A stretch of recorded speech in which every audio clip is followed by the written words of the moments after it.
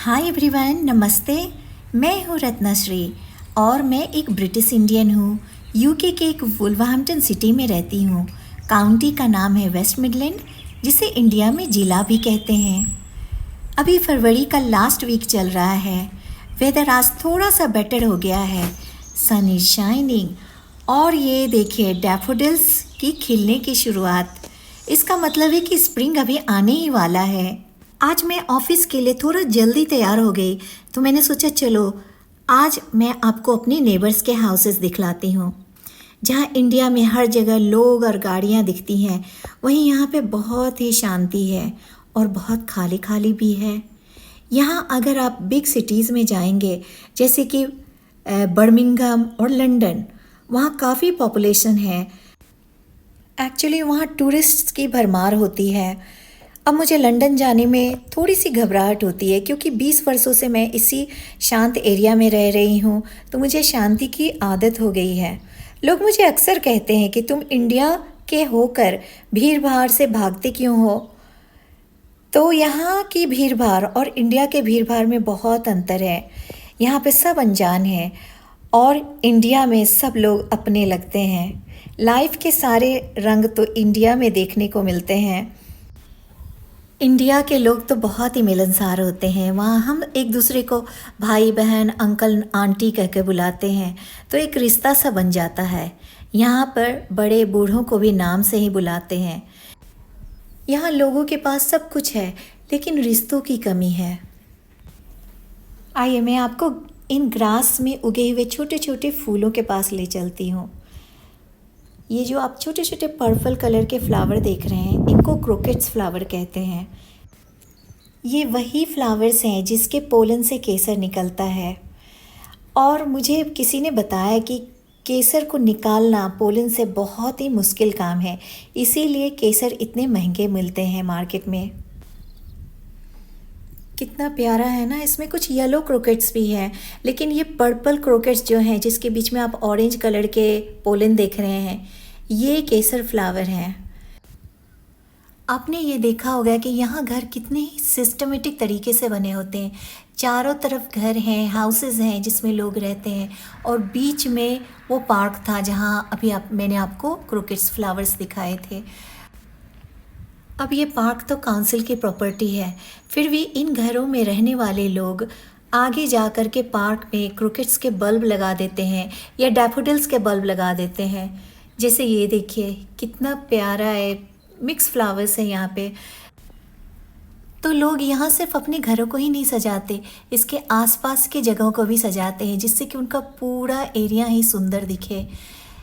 काश इंडिया में भी लोग ऐसे ही सोचते हैं। इंडिया में लोग अपने घर को तो इतना सुंदर सजाते हैं, घर के गार्डन को भी सजा लेते हैं अगर गार्डन हुआ तो, लेकिन आसपास कूड़ा फैला देते हैं। घर के आसपास की साफ सफाई को जो हमारे भारतवासी हैं वो सोचते हैं किसी और का काम है, लेकिन यहाँ पे बिल्कुल डिफरेंट है। एक छोटा सा पेपर का टुकड़ा भी गिरा रहेगा या टिश्यू पेपर गिरा रहेगा तो कोई भी घर वाले आकर के उसको डस्टबिन में डाल देंगे। ये लगता है रात में बारिश हुई थी, सड़कें थोड़ी सी गीली है और ये हरियाली आने लगी है। स्प्रिंग में मैं आपको एक बार फिर से ये एरिया दिखाऊंगी, इतना ब्यूटीफुल लगता है। चारों तरफ फ्लावर्स होते हैं। ये जो आप डार्क कलर के ट्रीज़ देख रहे हैं वो सब हरे हरे होते हैं, और ये सब ट्रीज़ में तो पत्ते है भी नहीं।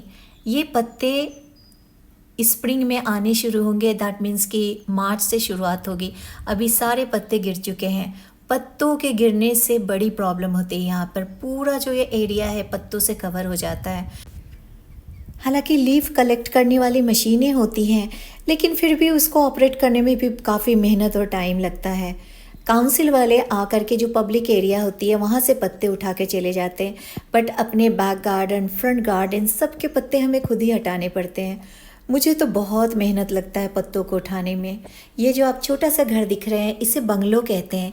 ये एल्डरली पीपल के होता है जो कि सीढ़ियों पे नहीं चढ़ सकते, और इस घर को मैं हमेशा भूत बंगला कहती हूँ। एक बहुत ही पुराना घर है। ये देखिए पुराने ढंग की इसकी खिड़कियाँ हैं, इसके दरवाजे हैं, इसके छत हैं, और यह एक प्रोटेक्टेड प्रॉपर्टी है। दैट मीन्स कि है तो ये किसी का प्राइवेट हाउस, लेकिन अगर उसके घर में कोई भी काम करने हो या उसकी खिड़कियां बदलनी हो, दरवाजे बदलने हो, तो इन सब के लिए उन्हें काउंसिल से परमिशन लेना पड़ेगा। हमने भी कुछ इस तरह का ही घर देखा था, लेकिन जब हमने ये सारे हसल जाने तो हमने उस घर को छोड़ दिया। अब मैं धीरे धीरे सड़क के तरफ जा रही हूँ। राइट साइड में आप देख रहे हैं ना, एक बहुत ही एल्डरली पीपल हैं, पर्सन है जिन्होंने शायद वाइट कलर की कोट पहनी है। वो करीब 88 ईयर्स के हैं जो अपनी कार साफ़ कर रहे हैं। किसी ने बताया मुझे कि वो 88 ईयर्स के हैं, शायद वो अकेले रहते हैं। आप यहाँ किसी अजनबी का फ़ोटो नहीं ले सकते हैं, ये एक बहुत बड़ा ऑफेंस माना जाता है। तो उन्हें देखकर मैंने अपना कैमरा बंद कर दिया। फिर उन्होंने पूछा कि आप वीडियो क्यों ले रहे हो। मैंने कहा कि मैं स्प्रिंग के नए नए फ्लावर्स के फ़ोटो ले रही हूँ। तो उन्होंने बताया कि ये मेरे गार्डन में आ जाओ, देखो ये बहुत सारे क्रोकेट्स यहाँ भी तुम्हें मिलेंगे। उन्होंने कहा कि टॉप पे स्नो ड्रॉप्स हैं, तो यहाँ मैं आपको स्नो ड्रॉप्स की तरफ ले जाती हूँ।